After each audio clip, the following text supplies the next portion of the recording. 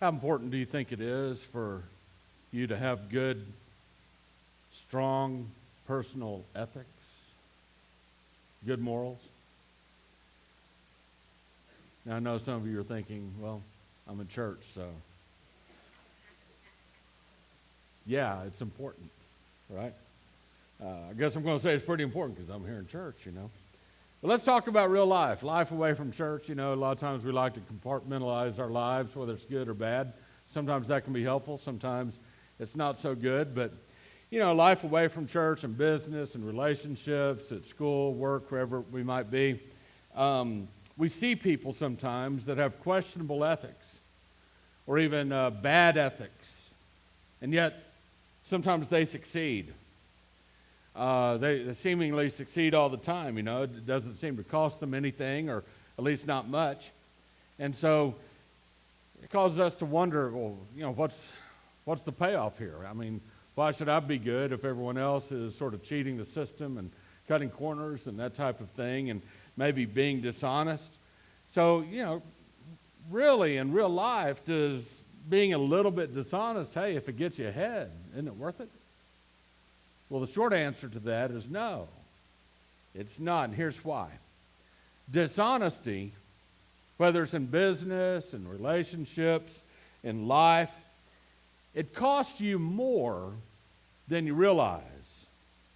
There's a hidden cost, almost like a hidden tax that you pay for dishonesty. And that's why we have so much, just talking about taxes for a minute, why we have so much nonsense in government we pay for, because we don't feel the sting of having to pay for it. The taxes that are taken out of your paycheck, it's a hidden tax. You never see it. It'd be a different story if you got paid your full amount, gross, and then every month you had to cut a check to the government for 40% or whatever. And you'd be like, what in the world are we paying for? Well, we got a professor over here at this college that needs to do a $200,000 study, and that watering grass makes it grow, something like that. So, we'd lose a lot of the nonsense if our taxes weren't hidden taxes. But nevertheless, dishonesty is like that. Dishonesty makes you pay a hidden tax that you don't really realize until later. And sometimes that hidden spiritual tax that you pay for being dishonest, it becomes, over time, a not-so-hidden reputation. Other people begin to realize that maybe you're not an honest broker, that you don't carry through with your word. And so once you get the reputation for being dishonest, then that cost becomes quite much more severe. And so there's a little story, a strange little story in Genesis chapter 21. I invite you to take your Bible and turn to Genesis 21. The last little part of it, in Genesis 21, there's a story where Abraham has to come to terms with the dishonesty that has become sort of entrenched in his soul. And today we're going to read this little story and see if we can come away with a few principles to take home. And to do this, we need to understand it from the perspective of someone who is harmed by Abraham's dishonesty. So we're going to look at this story, at least initially, from the perspective of someone that was, we might call, the victim or the one harmed by Abraham's dishonesty. So imagine for me, if you will, for just a minute, that you are the king of a city-state, like the king of Lubbock. Let's say you're the king of Lubbock, not the mayor. The mayor has limits to his power. You're the king. You can do whatever you want. And we're not talking about you being like Alexander the Great or one of the Roman Caesars where you've got 1 million square miles that you govern. No, just a town, a city, and you're the king. And the town has a king, and that king is you. In fact, your father was king before you, and you inherited the crown from your father. And so you tell people, I want you to call me Abimelech. Why Abimelech? Because the word Abimelech in the Hebrew means my father is king. And so that's your name. You tell people, I want you to call me Abimelech. Sort of a nod, a little acknowledgement of your dad and all of his accomplishments as king, but now you're the king. And so you want people to call you Abimelech, and so here you are. You're Abimelech, you're the king, not of Lubbock, but you're the king of a little town called Gerar in near Israel, modern-day Israel. And so you're going about your business. You're doing the things that kings do. And a visitor comes to your town, and this visitor, his name's Abraham. And he brings his household. He brings his servants. And when we talk about household and servants, we're not talking about a maid and a butler and, a couple of cousins or anything like that. We're talking about hundreds of people. Hundreds of people descend upon your town, and they're led by this guy named Abraham. And he brings all of his flocks too. You can imagine all these hundreds of people with all of these flocks. They come to your town, and so this guy must be a pretty important guy, so you welcome Abraham to your town. Come on in. And there with Abraham, there's this particular woman. She always seems to be right at his side. So you make an inquiry. Hey, Abraham, who's this woman? And he tells you, oh, her? She's my sister. And he said, is that right? And Sarah speaks up, the woman speaks up, and she says, yeah, he's my brother. And it sort of dawns on you that, well, maybe this whole thing can work out. And so you say to Abraham, it would be good for you and good for me if I were to take your sister as my wife. She wouldn't be my first wife. I've already got a wife, but she'd be my second wife. And so I want to take her as one of my wives. And this would be good for both of us because it would connect your household, your extended household, with my kingdom. And so we would have a good relationship there. And so that's what you do. So you take Sarah as your second wife. And now for some reason, you never consummate the marriage. I mean, you're busy, you got things going on, you got bills to pay, you got taxes to collect, you've got citizens to subjugate. You just have lots of kingly things to do. And besides all that, you've got a younger wife than Sarah, and she may be a little bit more interesting, all right? And so you never get around to consummating the marriage with Sarah. Well, time passes, and you begin to notice something unusual. Something quite suspicious, something quite unusual. And what it is you notice is that none of the women in your own large extended household, none of them, not one of them, is getting pregnant. Not your first wife, none of your family's wives. In fact, none of the maidservants in your employ, none of them are getting pregnant, not one. This is the most curious situation. No way this is just a coincidence. Something is going on here. And so you're not sure what it is, and you go to sleep, and that night you have a dream, a deep, dark sleep, and you have this wonderful dream, except it's not so wonderful. In this dream, the God of Abraham, the guy who came to your town, whose sister, you think, is now your wife, the God of Abraham comes to you and visits you in this dream, and God says, you are a dead man because of the woman you have taken, for she is married. Whoa, wait a minute. Wait a minute. I didn't know. Abraham lied to me. And Sarah, the woman, she lied to me too. This isn't my fault. And God says to you in the dream, take her back to Abraham. He is a prophet. He will pray for you, and you will live. But if you don't return her, you and all that is yours will die. You wake up, and you've learned two very important things. Number one, you've learned Abraham is a liar. He is dishonest. And the second thing you've learned is Abraham has got protection from on high. I mean, he's got protection from the Most High God. And so, what do? You return Sarah to Abraham. And you voice your displeasure with this man and his wife. for their lives and almost getting you killed. And you tell him, settle your household and your flocks anywhere you wish. I mean, it's all open. Whatever land seems good to you, you got it. And on top of that, you give him a price. You pay him 1,000 pieces of silver, along with Sarah, as a public witness to everyone who's watching, that this woman belongs to him. I mean, you have settled this issue. And Abraham, what does he do? He prays to God, and his prayer to God reopens the wombs of the women in your household.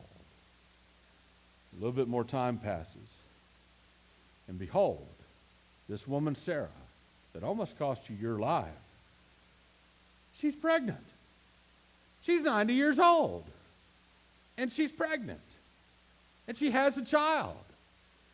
And you think, this is absolutely amazing. What kind of God has the power to open and shut the wombs of women at will? And what kind of God has the power to enable a 90-year-old woman to give birth to a son?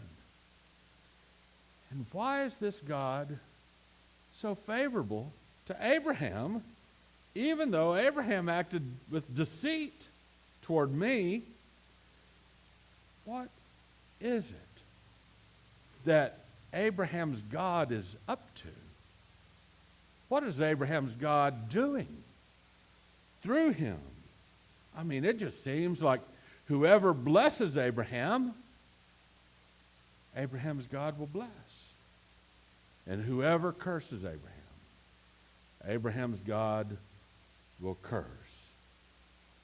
And so now with this new knowledge about Sarah and her child, and everything else that you've been through with Abraham and Abraham's God, you make the wise decision. I want to be on good terms with Abraham. And so you go to Abraham, and you want to make sure you're on Abraham's good side. Smart move by you. And here's what we read in Genesis 21, beginning in verse 22. Now it happened at the time that Abimelech and Phicol, the commander of his army, spoke to Abraham, saying the obvious: God is with you in all that you do. I mean, this is the understatement of the year, that God is with Abraham.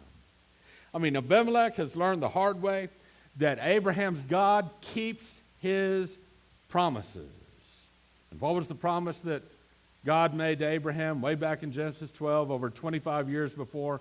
God said to Abraham, whoever blesses you, I will bless, and whoever curses you, I will curse. And you figured that out now, as Abimelech. And so, let me just add this for us today. When God is doing something, it is really in our best interest to get on board. It is in our best interest to get on board. Only a fool would oppose God. And Abimelech, he may be a pagan. He may not be a believer, but he ain't no fool. He is not going to oppose Abraham's God. And so we continue to read, God is with you in all that you do. He says this to Abraham, and then he says, so now, swear to me here, by God, that you will not deal falsely with me. Let me translate that. Abimelech says to Abraham, you have a reputation for being less than honest. You know that? You lied to me. Can you be an honest broker now? Can I trust you? Promise me. Swear to me by your God that you'll be honest with me from here on out. Abimelech brings Abraham's God into the equation. He basically is saying this to Abraham: you say you believe in God, act like it. You know, it's a bad thing when someone knows that you are a follower of Christ, but they also know that you're a cheat and a liar. We need to be reminded that we're Christ's ambassadors. What does that mean, an ambassador? It means that the ambassador to Denmark, when he speaks, he's speaking for the president. In the same way, you are an ambassador for Christ. When you speak, you represent Christ. And so if you're out there in the world doing business with people or in relationships and you're a cheat and a liar, and yet you say you claim Christ, that's not a good look. It's not good at all. And, you know, I know that some Christians, they're like, well, that's why I don't tell anyone at work that I'm a Christian. That way my nonsense doesn't, reflect poorly on God. Well, that's an interesting strategy. It really is. I got another interesting strategy. Behave. Do the right thing. Be an honest broker. Fulfill your word. You say you're going to do something, do it. That's a pretty good strategy too. And then you don't have to hide the fact that you're a Christian. What a shame it was that a pagan like Abimelech had to ask the man of God to be honest. But that's where we are. He had to ask Abraham to be honest. And so he said, swear to me here by God that you will not deal falsely with me or with my offspring or with my posterity. Abimelech has been so affected by his interaction with Abraham and Abraham's God that Abimelech understands something very important. God's blessing on Abraham is so profound, it is so great, Abimelech knows that it will continue through Abraham's descendants. Even though Abraham only has one descendant, as far as Abimelech knows, he only has Isaac. And so Abraham is spoken to by Abimelech, and Abimelech says basically this: let's make a deal. Let us benefit one another. Let's make a deal that's going to extend beyond just the two of us today, but it will continue in the generations that follow. And Abimelech finishes his statement in verse 23 by saying this: but according to the loving kindness that I've shown you, you shall show me and the land in which you have sojourned. Abraham, I've been an honest broker with you. I haven't lied to you. I haven't mistreated you since you've been here. I've shown loving kindness to you. Please, return the favor. Show loving kindness toward me and even to the land to which you've sojourned. Show loving kindness to that too. And Abraham says in the next verse, I swear it. Abraham makes a promise to be honest. And this is very important. It's a very critical point in Abraham's life because he's not used to being honest when it comes to dealing with foreigners, dealing with outsiders. He's not used to it. Way back in Genesis 12, Abraham lied to Pharaoh, king of Egypt, and Pharaoh wasn't happy. And back in Genesis 20, Abraham lied to Abimelech, as we've described today, and Abimelech wasn't happy. But now it's not just a matter of making other people unhappy. Now, Abraham's character has been called into question, and Abraham has been looked in the eye by another man, and the other man says to him, change. Stop being dishonest. Change. Stop the lying. Be honest with me.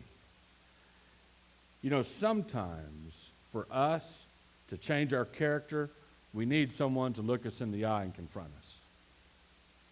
And that's what it took. A little intervention by Abimelech. And so Abraham says, I swear it. Abraham does a little inventory of his own heart. From now on, I'm going to be different. I'm going to be honest. I swear it. However, there's another issue. And Abraham has been saving this issue. He's got something in his back pocket.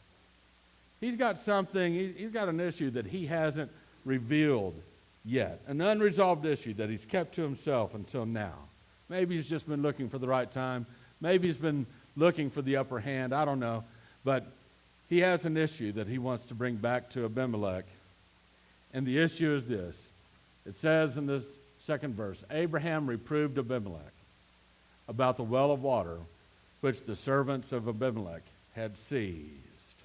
Abimelech's servants, they seized, they control now a well of water that Abraham had dug. Now, you got to remember, in that type of arid and dry land, water is more precious than gold. I mean, you want water. And Abraham dug a well at this place that by the end of this passage will be called Beersheba in Israel. And in modern Beersheba, you can visit it today. You can go to modern Beersheba, and there's a little old town or old area of Beersheba, which is more likely the place. And in this old area, there are 3 wells in this old area that are ancient wells. One of them is 12 and a half feet in diameter and 42 feet deep. That's a big well. That is huge. A second well is 5 feet in diameter and 42 feet deep. The third well is 9.5 feet in diameter and 23 feet deep. And I don't know which one of those Abraham dug, but it's probably one of those. Do you know how difficult it is to dig a 42-foot well? Neither do I, and I don't want to find out. But Abraham did it, or his servants did it. They dug this huge well, have access to the water, and now they can't use it because Abimelech's men strong-armed them out. Abimelech's told this, and Abimelech says in verse 26, I do not know who's done this thing. You did not tell me, nor did I hear of it until today. You didn't tell me, Abraham, and no one else told me either. You know, I almost feel bad for Abimelech. You know, he innocently takes a wife, and God says, not so fast. He's trying to make good with Abraham, and Abraham says, not so fast. Abimelech keeps getting surprised by all these things he doesn't know. You know, sometimes if something needs to be fixed, and I'm talking about a relationship needs to be fixed, something in business needs to be fixed, you might be blind to it. You might not know it until someone tells you, hey, we ought to fix this thing. And so Abimelech, he finally figures it out. And you get the feeling that later that day, Abimelech's going to go back into town and he's going to give somebody some what for.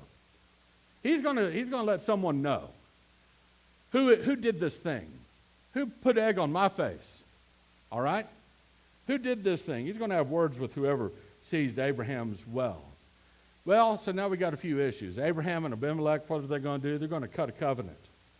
And there's 2 issues at hand. Issue number 1, will Abraham and Abimelech get along? Are they going to have honest dealings with each other? Number 2, how do they resolve this issue with the well? So they're going to deal with these in order. Number 1, will Abraham and Abimelech get along? So here's what Abraham does to fix that situation. Verse 27. So Abraham took sheep and oxen and gave them to Abimelech. And the 2 of them cut a covenant. So they made a deal, a public deal, sealed, signed, delivered, public deal. They made a covenant. Now, what's the deal with the sheep and the oxen? I mean, for most of us, you know, if there's a problem, a relationship problem, or whatever we have with someone, we say to the other person, hey, you did this wrong thing, and the person goes, oh, sorry. You know, they're like, okay, that's fine, and it's over. You know, they just sort of shrug their shoulders and say sorry, and you know, it's done. But not with Abraham, not with Abimelech. They do something unusual, at least to us. Abraham gifts some sheep and some oxen to Abimelech, and the reason for that, this is a public exchange of goods. This is a concrete public acknowledgement that the wrong has been made right. It's over and done. There's a principle of reciprocity here. Abraham is acknowledging his wrong by being a dishonest broker, and he's giving a gift, and he says, we're good here. You and I, we're good. We're perfectly fine.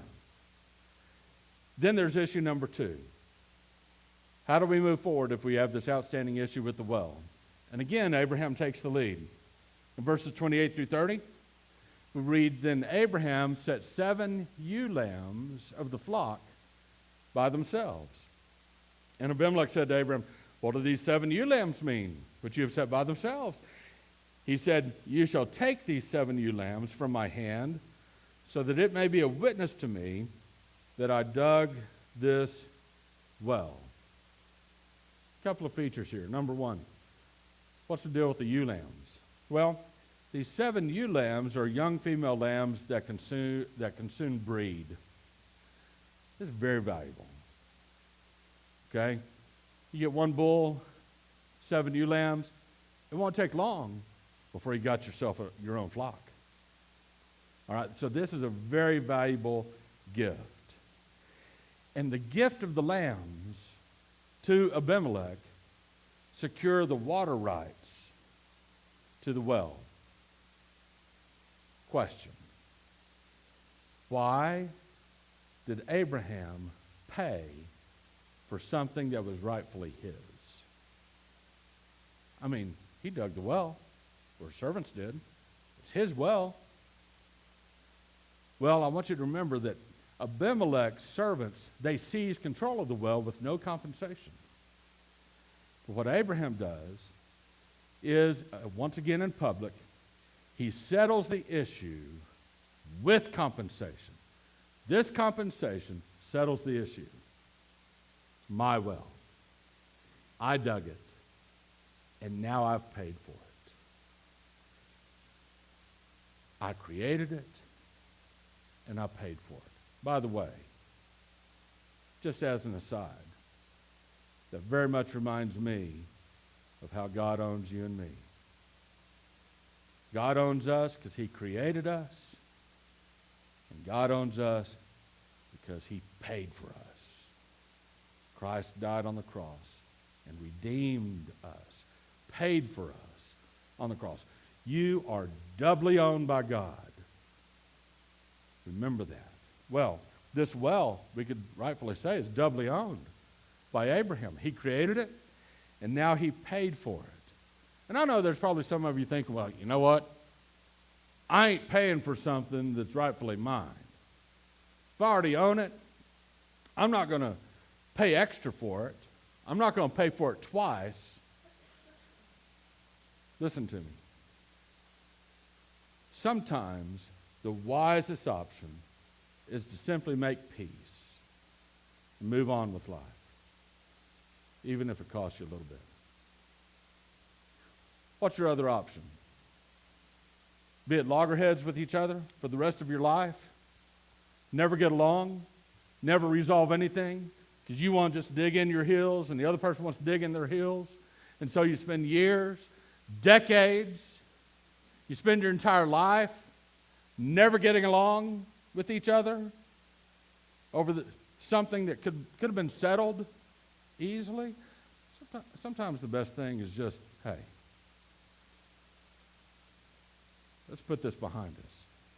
Let's fix it. Abraham's wise. He fixes it.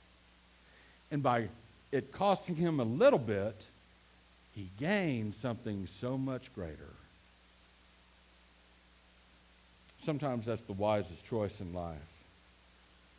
And so now it's settled. Everything is public. It's out in the open. Done. Therefore, verse 31, he called that place Beersheba because there the two of them swore an oath. So they cut a covenant of Beersheba. And Abimelech and Phicol, the commander of his army, arose and returned to the land of the Philistines. So he called the place Beersheba. Why? Well, Beersheba is 2 words, beer and Sheba. Do you know what beer means? You're like, yeah, I know what beer means.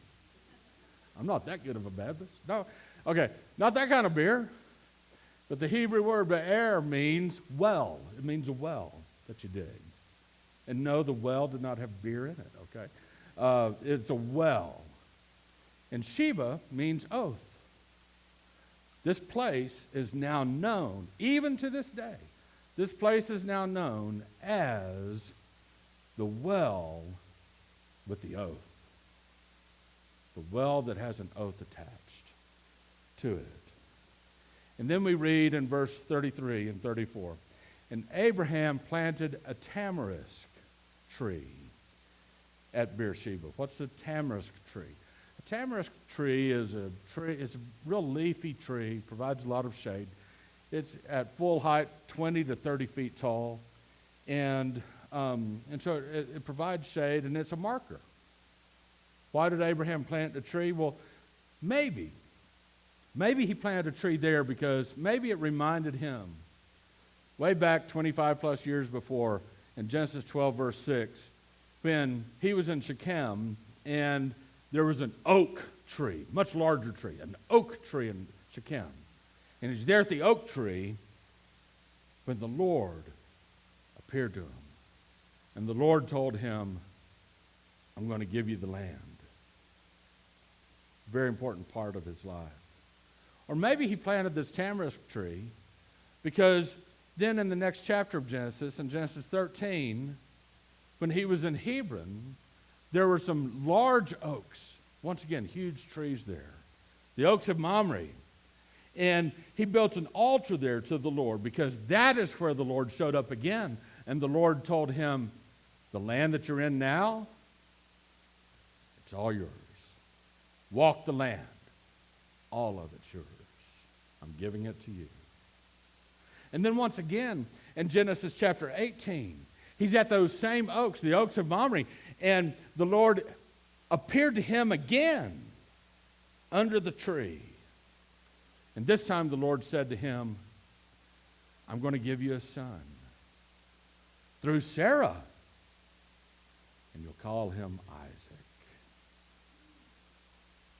The Lord had a way of showing up at trees when Abraham was at a tree. So he plants a tree here. And I've just discovered in my life that sometimes the best place to have a talk with the Lord is sitting under the shade of a nice tree. But anyway, he plants this tamarisk tree in Beersheba, and there he called upon the name of Yahweh, the name of the Lord. And look what Yahweh is called. Look what Abraham calls Yahweh. The everlasting God. Yahweh Olam. The everlasting God. Why? In this strange little story about wells and territory and conflict and honesty, why is God called the everlasting God? Because Abraham realizes that in spite of his dishonesty, the everlasting God has given him an everlasting covenant. That God himself will be with Abraham and Isaac and all of those descendants that would come later. God himself will be with them for all eternity. How is this confirmed in Abraham's heart? Because what just happened? A king came to visit him. Abraham didn't have to get permission to go into the presence of the king. No. Abraham is so blessed by God that kings come into his presence now. And Abraham realizes that this covenant that God has made with me, it is an everlasting covenant. Kings come to visit me, and kings acknowledge the God that has called me to serve him. And kings acknowledge that my kingdom, my progeny, my descendants will also be looked after by God. God has established a covenant not just with me, but with me and Isaac and his descendants after him. That is why the Lord is the eternal God. Abraham is very much, in many ways, an example for us today. And I would want to point out one thing in Abraham's chronology that you and I need to take home today. Abraham came to believe in the Lord in Genesis 15, verse 6. God made a promise, Abraham believed it, and God said, your belief is righteousness now. I count it as righteousness. But Abraham was still a liar at that point. He was a liar before with Pharaoh, and he was a liar afterwards with Abimelech. Abraham had belief in God, but it took some time before God changed Abraham's character. And I want you to understand that because of this. I've heard some people say, well, I'm not going to trust in Jesus yet because I need to get my act together first. You know, there's some things I got going on in my life that aren't right with God, and I need to straighten that stuff out first, and then I'll believe in Jesus. I want you to understand something. You got the order flipped if you think that's the way to do it. Abraham is living proof. You've got it wrong. You believe in the Lord today, He will work on your character. Believe me, He will work on your character. Sometimes when you don't want Him to. He will work on your character. You don't have to fix your character flaws first before you're good enough to come to God. It's not the way it works. The way it works is you believe first. God will deal with your character later. If you wait until your character changes before you start following Jesus, you'll never follow Him. And you will die in your sins and be eternally separated from God. God doesn't want that for you. God says to you, come to me with all of your flaws, with all of your junk, with all of your nonsense. I can handle it. Why? Because Jesus died on the cross for all that stuff. He took care of it all on the cross.